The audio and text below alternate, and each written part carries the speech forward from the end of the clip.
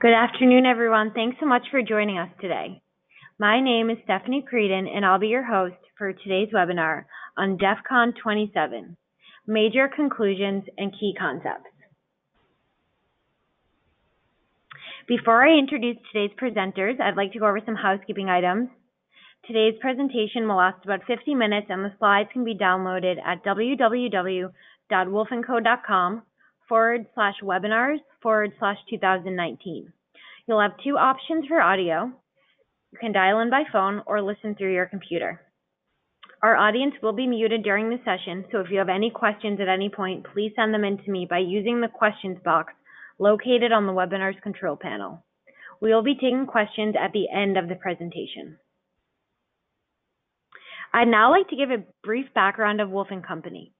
Wolf was established in 1911 and have 2 centuries of experience providing our clients with assurance, tax, business consulting, and risk management services, including IT assurance, internal audit, and regulatory compliance.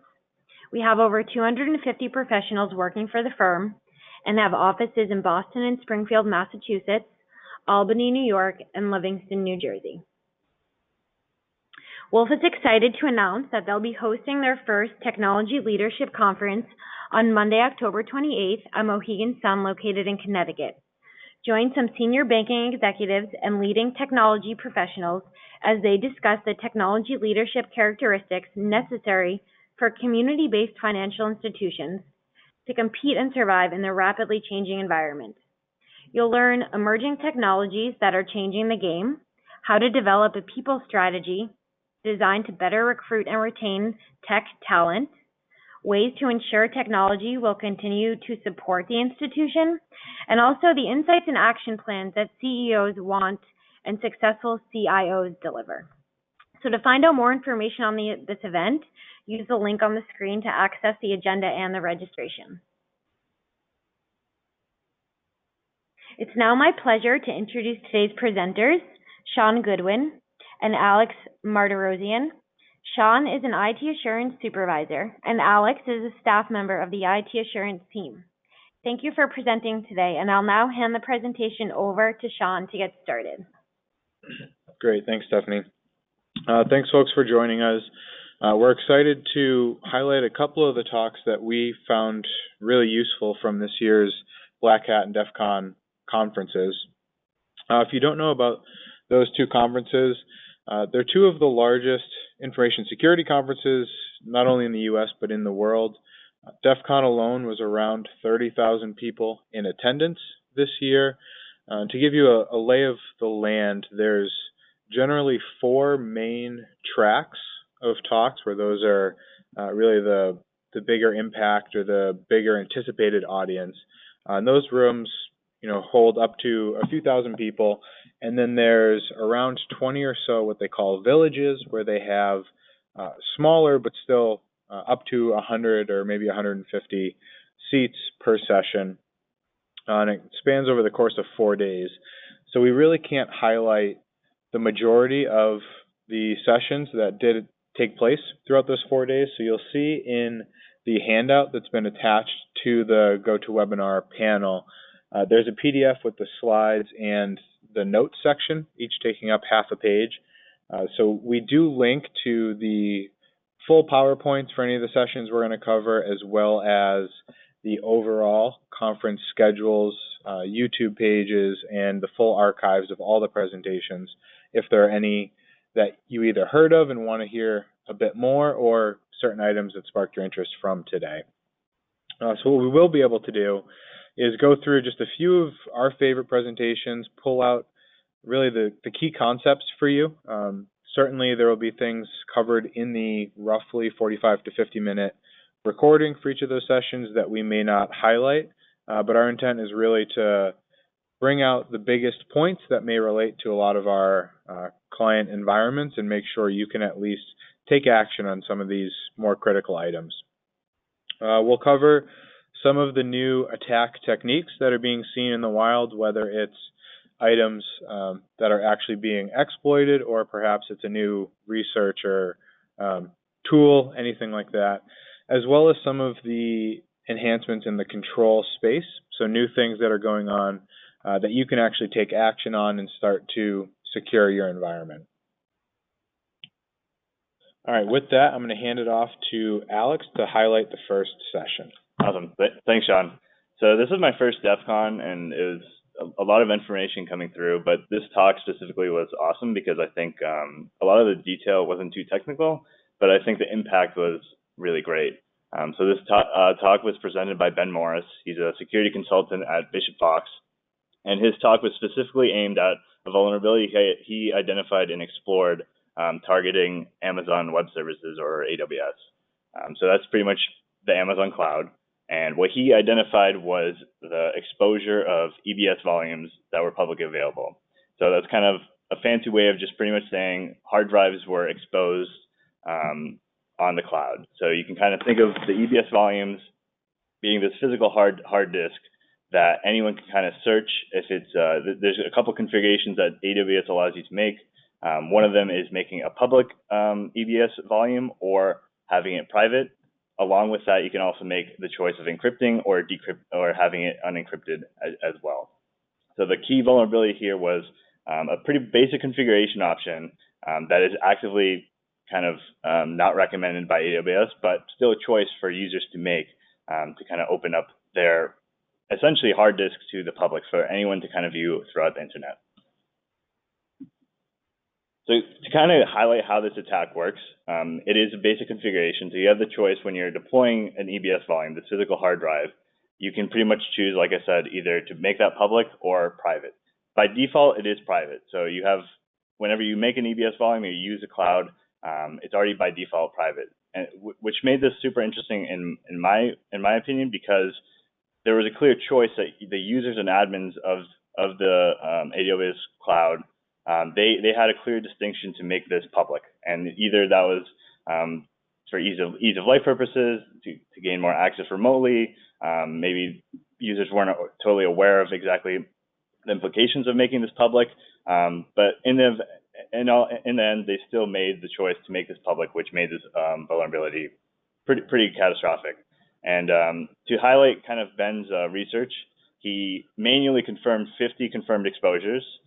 The way he kind of went about that was kind of searching the AWS EBS shares by just kind of almost like a Google search, where he's just manually inputting data and kind of searching anything that's public. And these exposures were not only limited to, you know, people on the internet kind of making their own AWS infrastructure, but also major companies in the private and public sector. So we're talking healthcare organizations.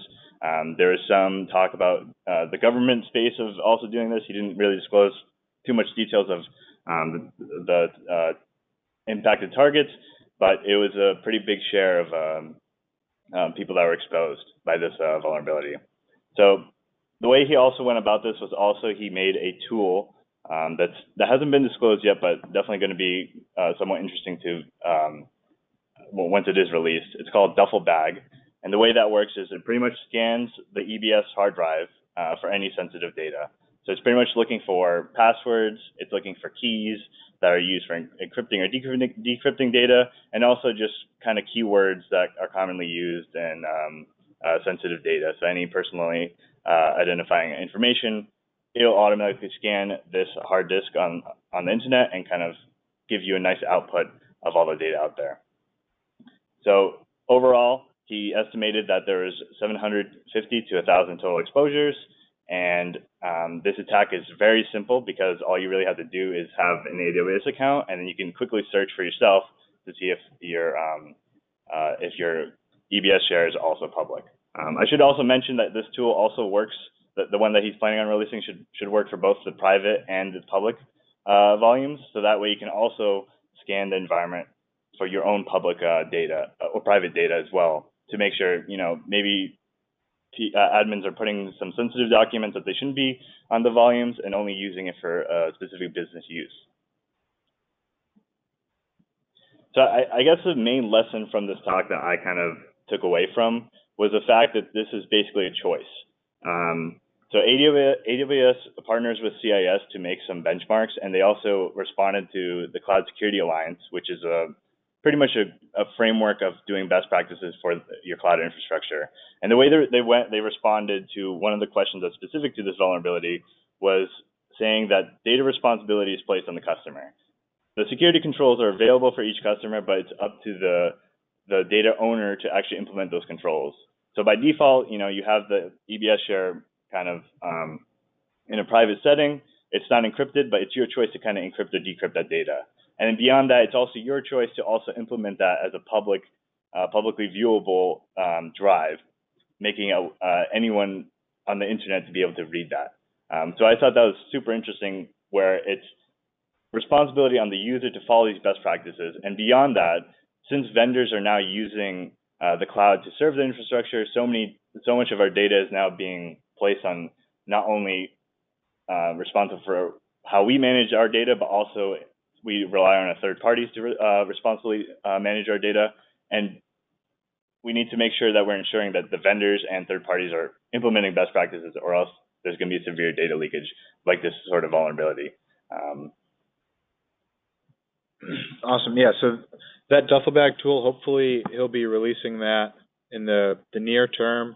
It was something in the handout. It's linked to his GitHub page. That's essentially a holding place for where the tool will be released.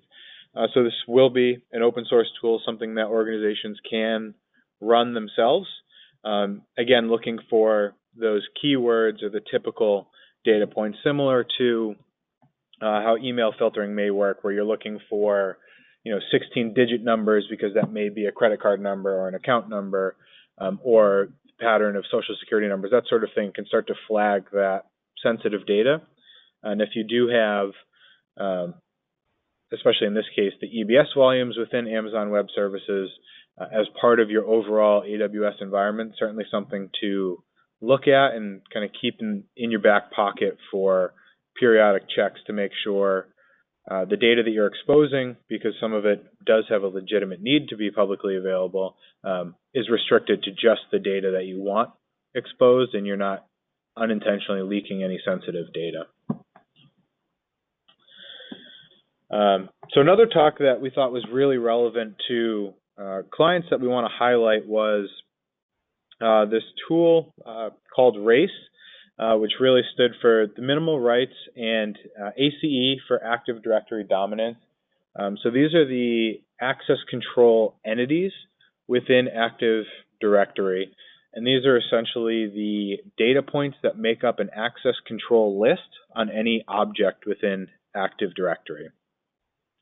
And what was really interesting is, as the cat and mouse game of attack and defense continues to evolve, more and more of the attack techniques have had to start relying on either tools or techniques that are built natively into the Microsoft Active Directory environment, because that's harder to detect. Each time a new tool is written, signatures can be created, and then all of a sudden various endpoint control systems start to pick up on that technique and start to flag it for alerts or just outright block it. So what the researcher here was doing was actually looking at means of privilege escalation within an Active Directory environment. So that is worth noting. It is privilege escalation. In this case, you do have to have local administrative rights on a machine, which for the most case, people are doing a pretty good job at moving away from standard end users having local admin rights. But there are certain cases where you run into issues based on legacy software or some other business need where some users have this access. And then the concern is these tools are now available that can be run by a user or under that user's context, and start to look for these quote-unquote vulnerable access control entities that can be modified by an end user, which then elevate access within the domain environment. So we listed out a couple things here.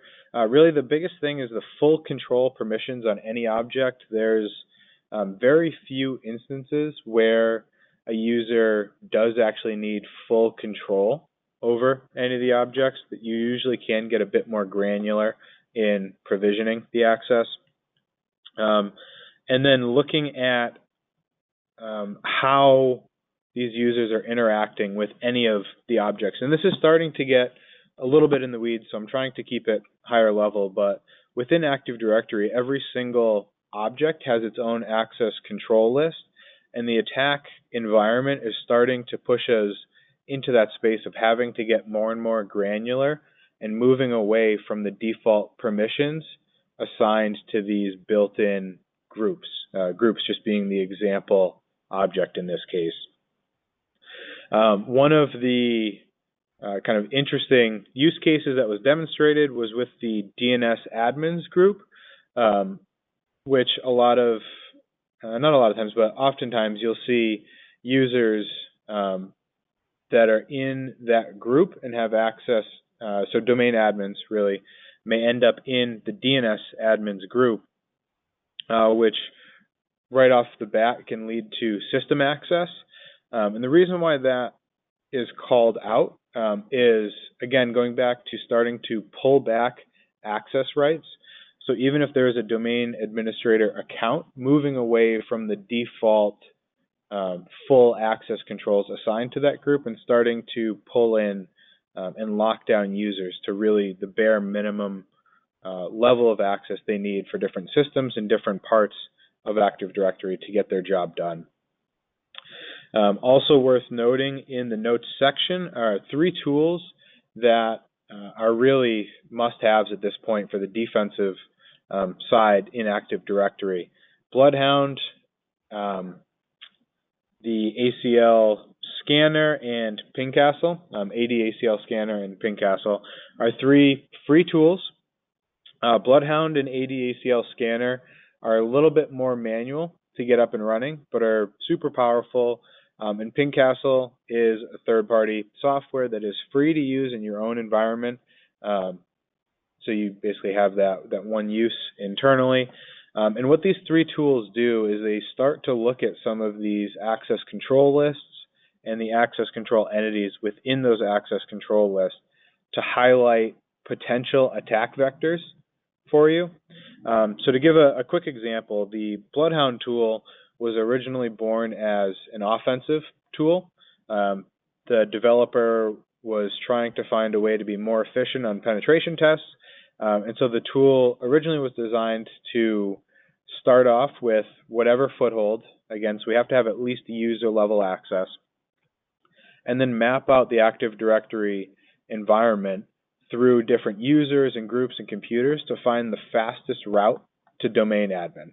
Right? Most penetration tests, that's at least one of the goals, is to get domain admin and show that the entire domain's been compromised. So that tool was originally written with that goal in mind: find the shortest path to get me from a low privilege standard user to a domain admin. It's since evolved to be really great at graphing out the different relationships and showing different potential attack paths, similar to the AD/ACL Scanner. If you're looking at this and it sounds like something that would be interesting, the Pingcastle tool is where I'd recommend you start.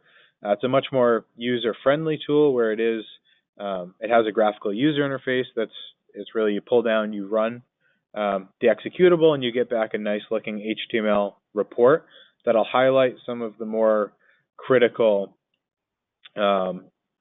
remediation steps you can take. Things like rotating out different service account passwords, monitoring for stale accounts or abnormal group membership, things like that. So those tools are certainly something worth looking at. And the big takeaway here was to start to monitor the environment, which I know can be difficult between getting the resources in place and the tooling in place for that.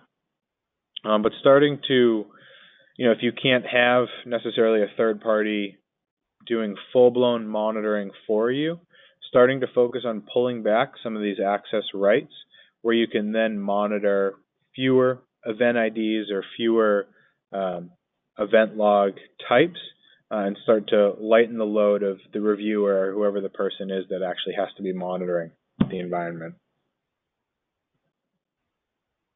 Awesome. So our next talk is focused on the SSL VPN vulnerabilities that have been released mainly through research from Orange Tsai and Mei Chang.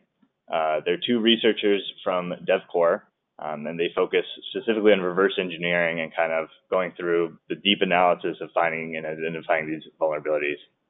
And these vulnerabilities were disclosed, I believe, in April or May, but they're now being actively exploited by pretty advanced groups. So if you've ever heard of APTs, Advanced Persistent Threats, the NSA recently last week made an advisory in regards to these vulnerabilities. And I think it's worth mentioning of kind of how they kind of targeted these SSL VPN implementations and mainly how they identify the vulnerabilities.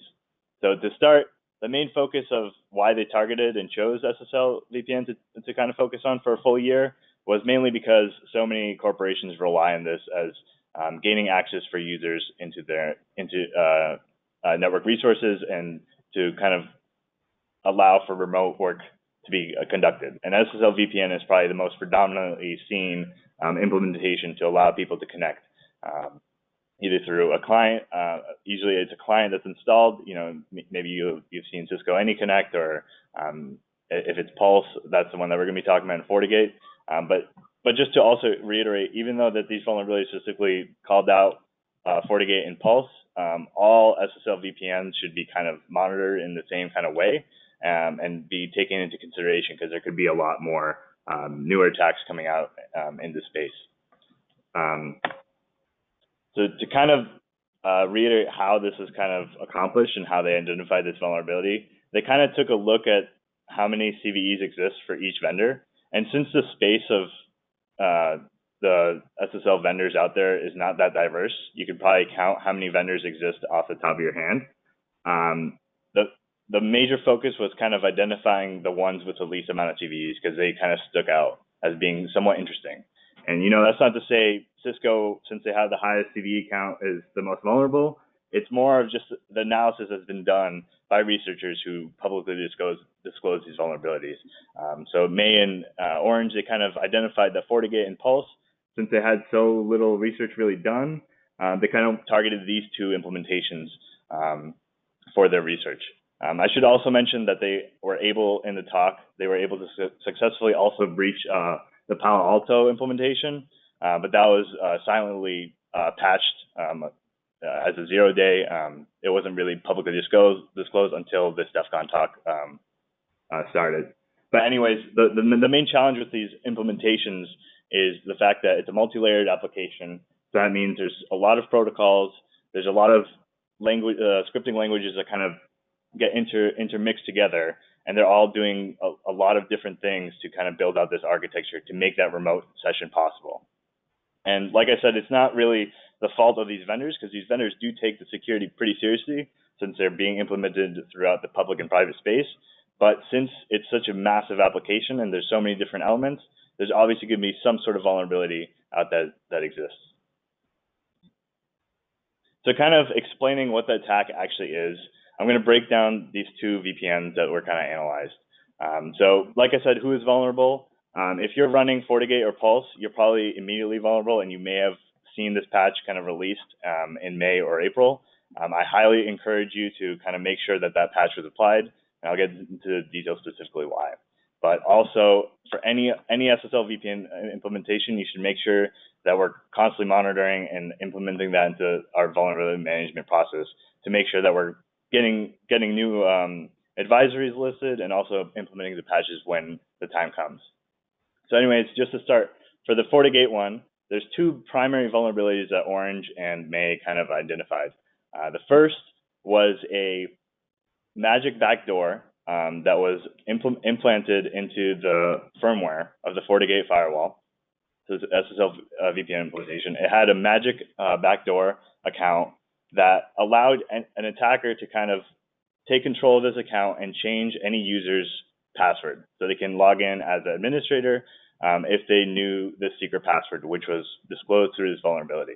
And what I found really interesting about this vulnerability was that the main reason why FortiGate made this change and kind of magic backdoor was because a client kind of requested this. It was supposed to be initially only a very specific update pushed out to this client, but what ended up happening was a mistake on FortiGate's part, and they pushed out this update throughout their entire I guess, operating system, you can call it. And that ended up allowing people, specifically attackers, to kind of use this magic backdoor and then change anyone's password to log into the VPN, which gained internal network access from the perimeter. The next vulnerability specific to FortiGate was another file disclosure vulnerability. So this is going to be separate than the magic backdoor. This file disclosure vulnerability allowed people to kind of pull secret information, which included plain text passwords of users actively having a session or have recently logged in into the SSL session. So if you're a user at home and you logged in using FortiGate with a VPN, that session is cached, which allowed attackers to kind of pull that information, and FortiGate had that information in plain text. So people can kind of take that username and password. If MFA isn't enabled, then they can kind of go in and log in as that user and initiate a session into the internal network from the perimeter. A similar story exists for Pulse, where this vulnerability is very similar to the one I just mentioned about FortiGate, where the same kind of attack where you can do a file disclosure, and once you pull that file down, it has all that secret information with the username and password just in plain text. So it's a very easy attack. There's 2 POCs available for the FortiGate firewall that you can kind of just Google yourself. You can scan your firewall yourself with, I'm sure that vulnerability scanners like Nessus or Digital Defense or anything that you're using have that already implemented. But you can also download these proof of concepts on resources like GitHub or exploit databases and kind of run these scans yourself to identify if you're vulnerable. So there's 2 specific ones, the magic backdoor and the file disclosure for FortiGate that's available online. And then there's also the Pulse one that's a proof of concept that exists as well.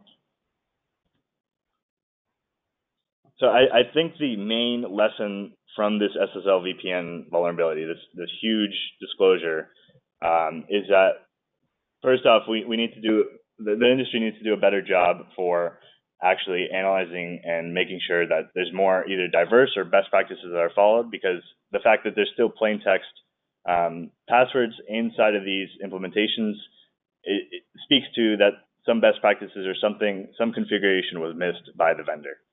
Beyond that, MFA is even more critical than it's ever been. So MFA would have prevented a lot of these attacks from occurring, because as long as MFA is enabled, even though the attacker can get the username and password, they wouldn't actually be able to authenticate and instantiate a session remotely.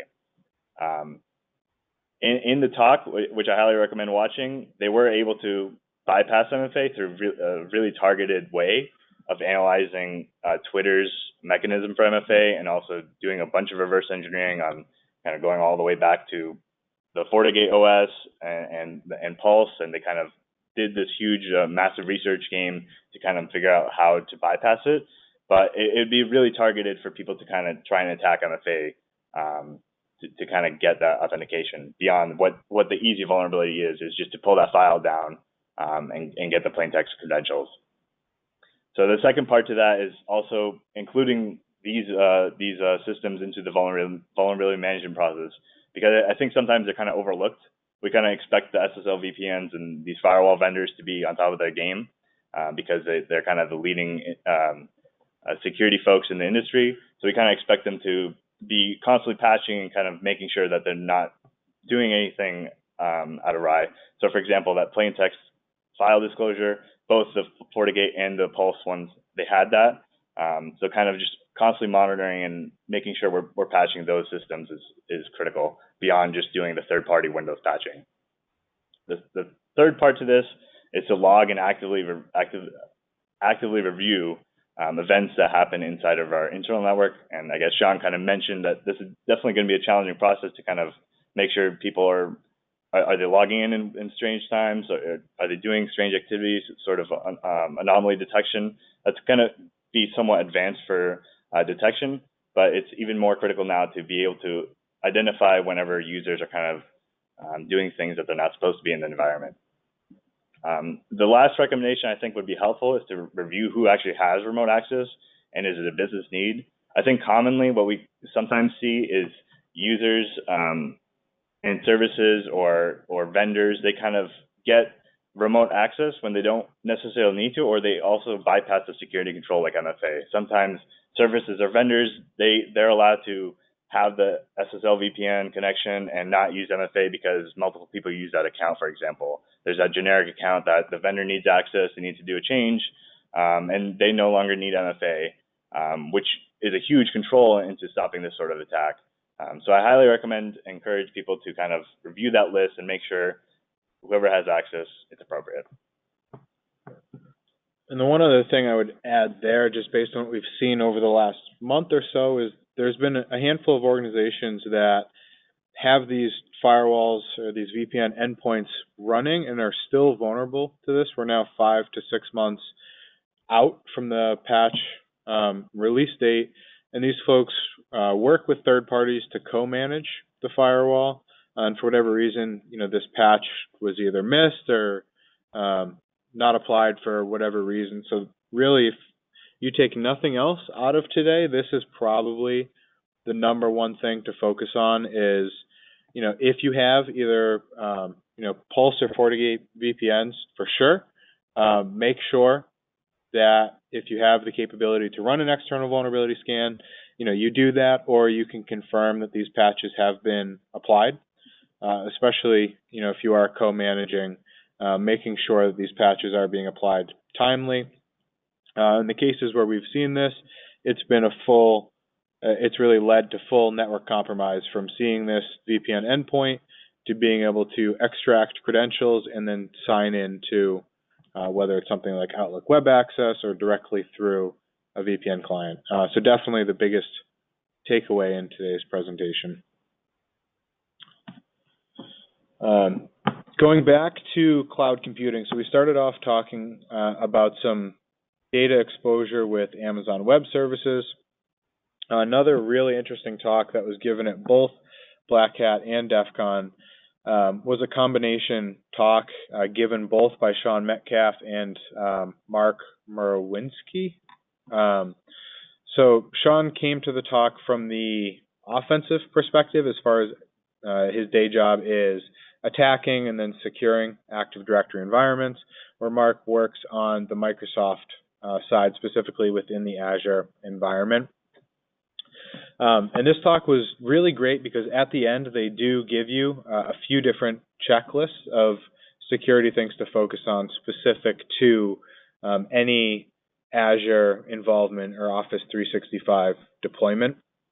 And they broke it out into two different checklists, one being things really, if you haven't done yet, you should do immediately, with the second being things you should do, but certainly take a bit more time or resource planning.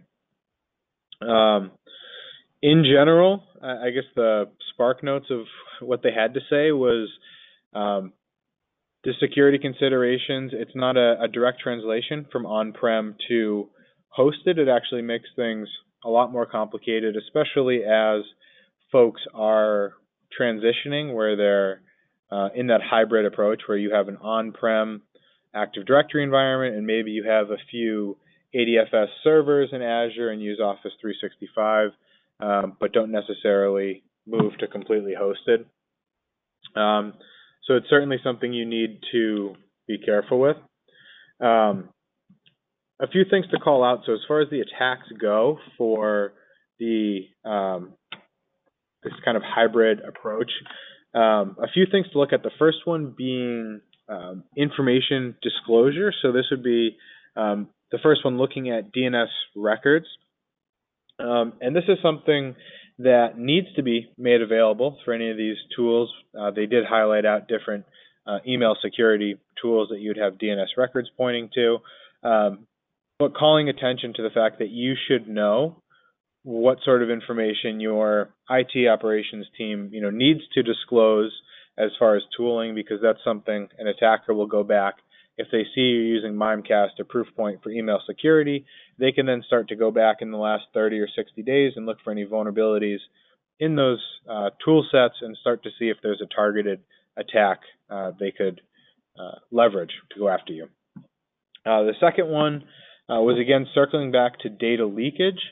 So moving more and more away from the traditional perimeter firewall, where you more or less don't have a perimeter anymore. Most organizations issue users laptops or other mobile devices. So you need to start to look at some of the controls available to shrink down that perimeter from just being a network perimeter to actually at each endpoint and monitor not only the attacks against those devices, but what sort of data leakage concerns may be present. And then the last one to note was the Federation service compromises. So a few years ago, there was the Kerber roasting attack discovered that more or less granted super user rights within an Active Directory environment. That essentially extends now into these hosted and hybrid environments.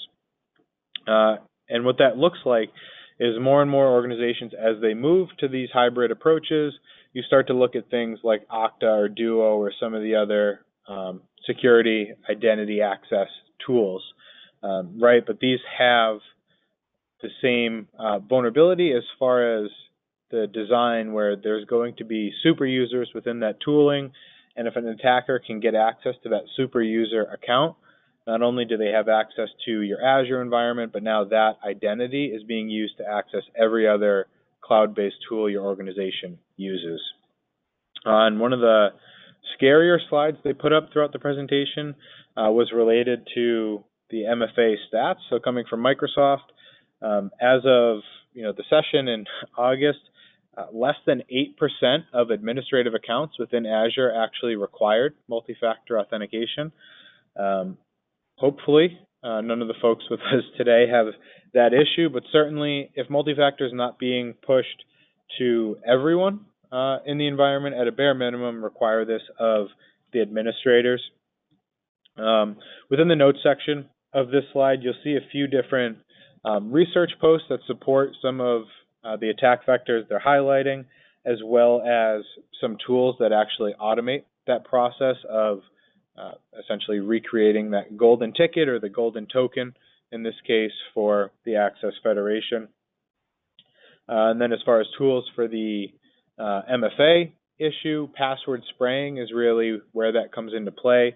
Folks will start to enumerate usernames and just start to send a password or two for each user and try and just guess passwords. And if you don't have multi-factor authentication and you don't have strong password policies, they're eventually going to get in without locking out that account. They'll just spread the attack out over the course of a few months. So certainly something to look out for there.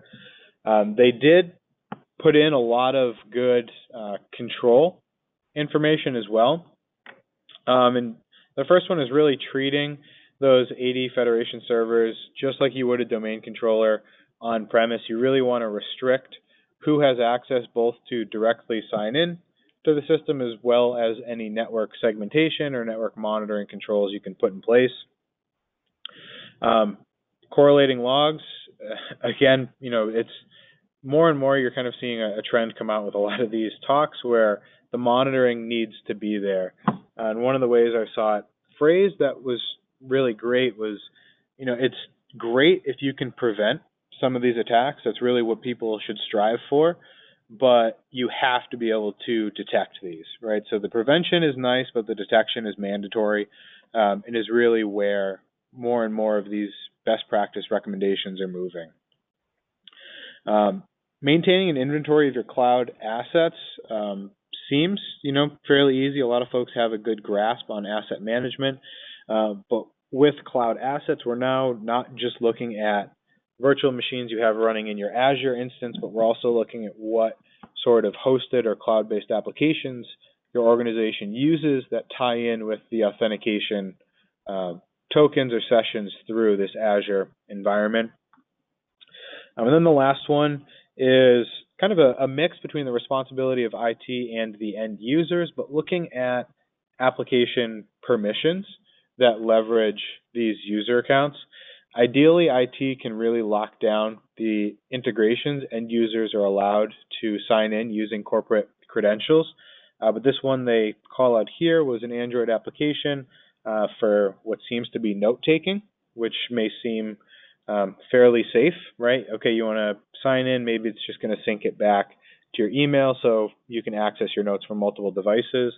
But then when you actually look at the permissions, this application is requesting just about every access possible in your Azure environment, as far as read and write calendars in all mailboxes in the environment, read and write email in all mailboxes, and really would lead to essentially complete domain compromise just by allowing an end user to use an application like this. So a few other tools, again, linked in the notes section and the handout of the GoToWebinar control panel. Password Sync can really help, and that's a tool directly from Microsoft, especially against that password spraying attack. You can start to correlate the online login requests against the on-premise logins, and then obviously making sure end users are choosing strong passwords. NIST 863B is the most current password, recommendation. Some of that requires work beyond just defining a password policy, and these Azure tools can really help with that, especially as far as monitoring for passwords that are showing up in data breaches or have been compromised elsewhere, and essentially checking your domain environment for that password usage and then forcing that password rotation, hopefully before that can be abused. Conditional access is another control highlighted through the Azure environment, where you can really start to pull back on what access users have and really giving that just-in-time access as someone needs access to a resource, but not giving them full access 24/7. And then the last thing that's worth noting, Alex highlighted the CSA Cloud Control Matrix earlier. Azure actually has a really well-documented control matrix where they took the CSA CCM and they split out every control and indicate, is this a Microsoft responsibility, is this a client responsibility, or is it shared? For any of the Microsoft responsibilities, they link you directly to essentially the control evidence on their part. Or if it's a customer responsibility, they do a good job at highlighting what exactly they expect you to do in that environment. Yeah, Sean, it sounds like a lot of the cloud is still the same problems that people have with device hardening. It's pretty consistent with the cloud, where people still have to kind of focus on choosing either a framework or something like that to kind of still harden their environment to make sure permissions are okay with who has authorization to download an application, who has authorization to run something. Pretty consistent across both. Certainly. Yeah, definitely. Awesome. Yeah, so the next thing that we wanted to highlight was for social engineering. There's a village called the SE Village at DEF CON. And what happens on an annual basis, they have this CTF, or otherwise known as Capture the Flag event, specifically for phishing, or more specifically vishing. So they do live voice calls. Pretty much the way the Capture the Flag is set up is they choose target companies, so generally pretty large corporations, Fortune 500, and they don't actually tell the companies that they're targeting them, but everything is legal and scoped in. So they don't tell the companies that they're actually being targeted, and they give the competitors some time to do some active reconnaissance beforehand. So the participants, they go through this month-long journey of kind of gaining as much information about either a specific employee, the physical location, what kind of vendors or services that these companies are using, to kind of build out this nice pretext for when they are in the call booth, they can leverage that information to gain some sensitive information about the company. So this year's winner, whenever a winner is announced, they present a black badge, which is pretty much a lifetime guarantee of gaining access to DEF CON.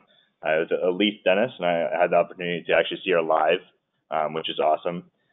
So she called this company. I guess you won't be able to find this talk, but in the notes, if you go to the Layer 8 presentation, I have a link there to kind of provide some context of how this social engineering actually works, and kind of these two people, Whitney Maxwell and Chris Kirsch, they kind of did a quick little demo of describing how they went through their social engineering at the booth. But essentially, it's a live call.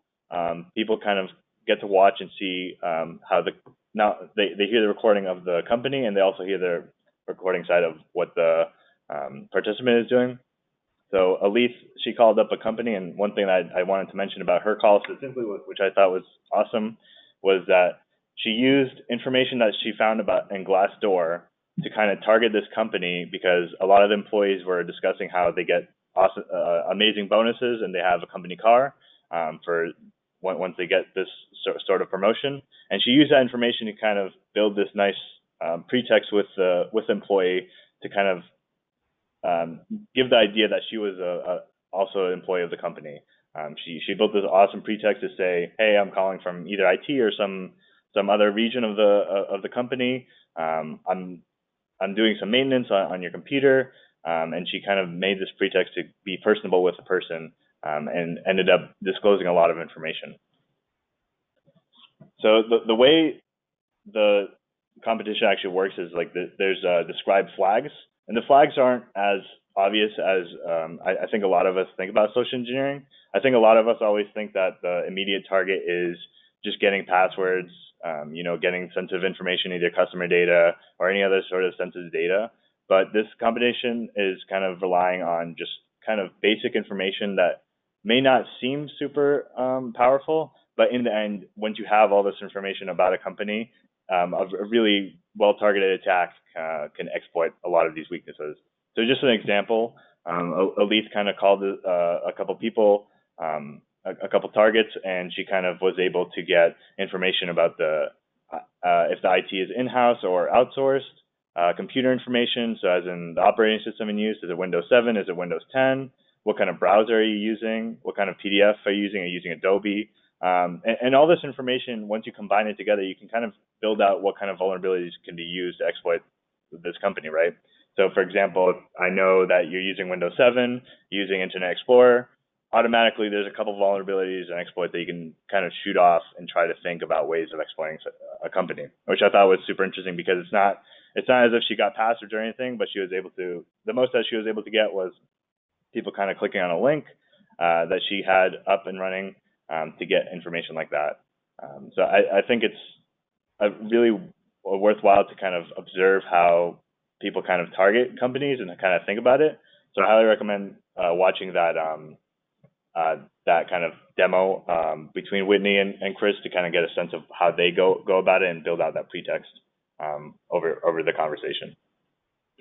Yeah, I think the impact of seeing what seems like trivial information at the time and seeing that strung together to build up essentially, more rapport so that they call in the second person, and all of a sudden they sound very knowledgeable. So the guard is all of a sudden dropped because this person claiming to be from IT already knows what PDF software I use and what operating system I have, et cetera.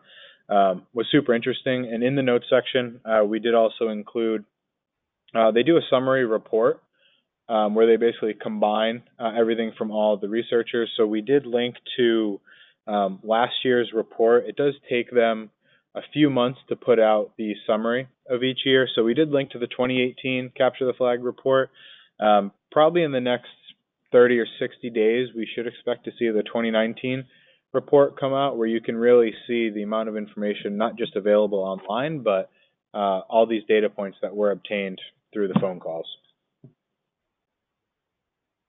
Great.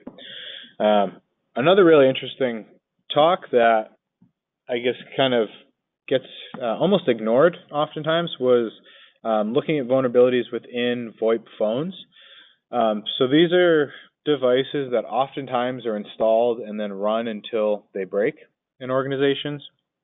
What these researchers did was they took 33 different VoIP phones and went through this analysis process you can see on the left side of the screen, where each one of these VoIP phones is essentially running a web server, so they could do a web application penetration test against the phone itself and look for vulnerabilities there.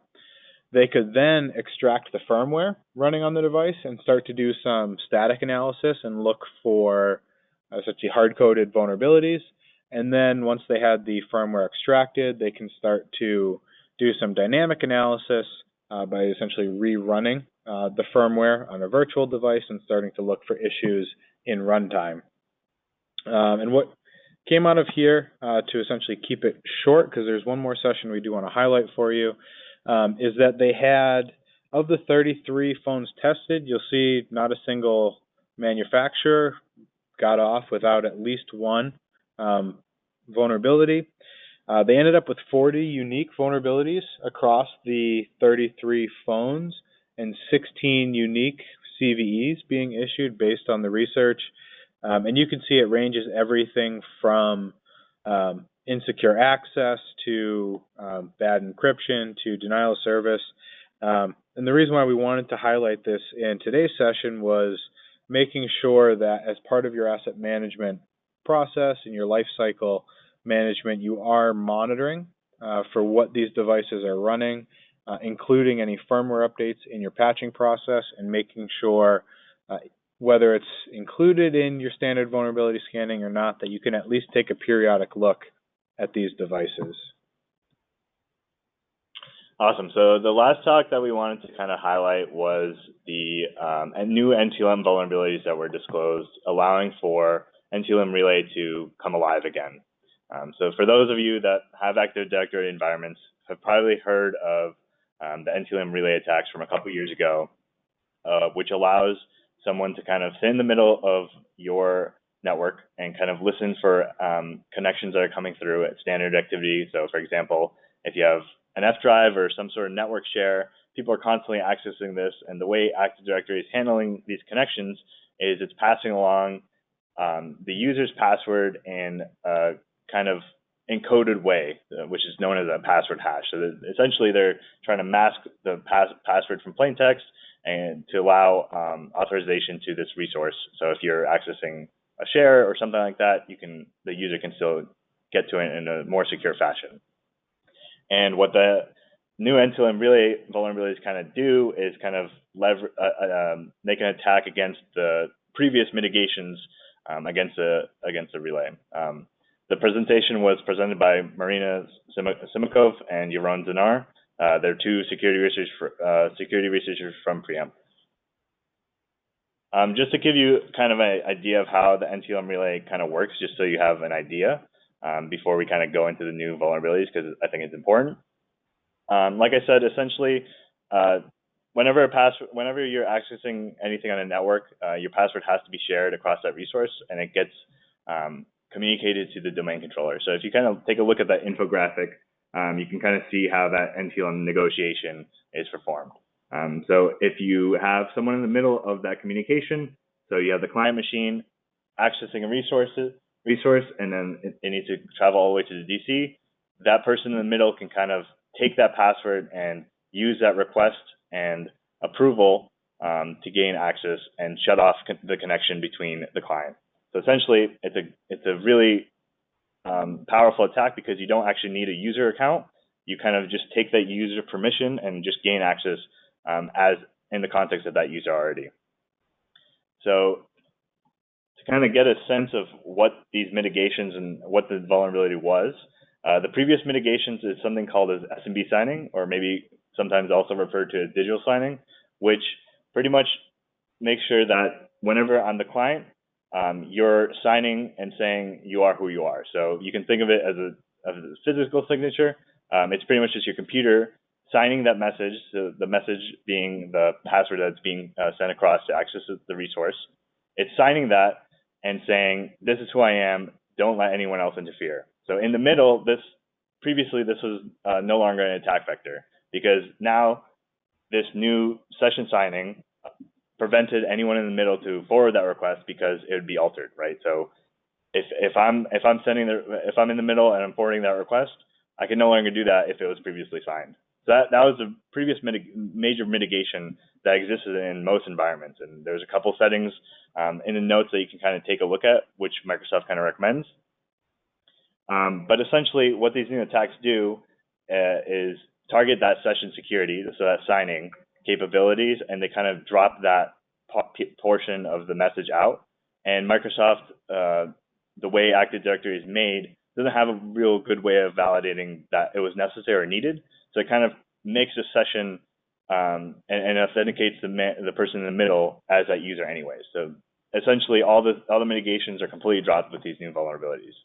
The best way to kind of defend against these vulnerabilities is to disable legacy protocols and enable all the defenses kind of pointed out by the preempt research, which is essentially boils down to disabling SMBv1, enforce the message signing, enforce NTLM v2, because essentially now LM and NTLM hashes are no longer usable in the environment because they're the ones that are being most targeted with these new vulnerabilities. NTLM v2 kind of mitigates, helps prevent these sort of new vulnerabilities from being leveraged, and also looking into enforcing Kerberos authentication when possible, and removing and getting away from using the standard NTLM authentication used in Active Directory. Awesome. So that was really not even the tip of the iceberg from those two sessions. Certainly make sure you get a chance to pull down that PDF handout that's in the side that has the notes section with links to the full talks and video recordings where available. And then up on the agenda slide is links to the full listing of talk sessions, so you can certainly take a look at all the other sessions that were available throughout that week. Doesn't look like we have any questions at this point. People's heads may still be spinning from us throwing kind of a lot at you at once. But certainly our information's up on the screen. Feel free to reach out if you have any questions, either about the talks we covered or any of the other talks. Like I said, it's a week-long conference between the two. So there really is a lot of information, and we could only really start to scratch the surface with this stuff here. Otherwise, if there's not any last-minute questions, we appreciate your time, and hopefully any of the high-risk or critical vulnerabilities discussed here don't apply to your environments. Thanks, Sean. Thanks, Alex, for presenting. So just a reminder, like as Sean mentioned, if you do have any questions, please feel free to follow up with them directly. Their information is provided on the screen. And also, a copy of today's presentation, as well as the handout and the recording, will be available at www.wolfandco.com/webinars/2019. And just as a reminder, after the conclusion of this webinar, you'll have the opportunity to complete a survey. So as always, we really do appreciate your feedback so that we can continue to improve our webinar program.